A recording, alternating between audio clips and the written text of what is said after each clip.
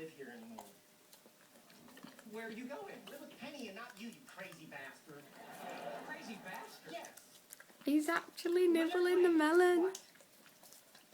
Dobby the elf dies in book 7.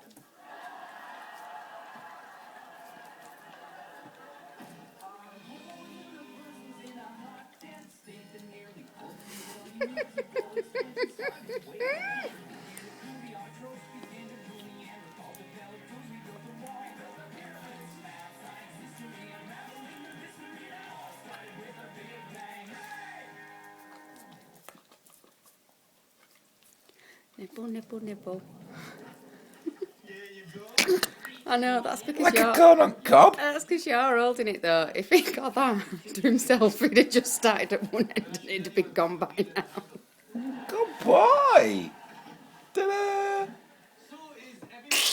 Was that nice? Right, all gone. Me, her, and a couple of the big wigs as part of a bonus she got. Ooh, did she discover a cure for something? A dog that nibbles. Exactly. They spent a ton of money to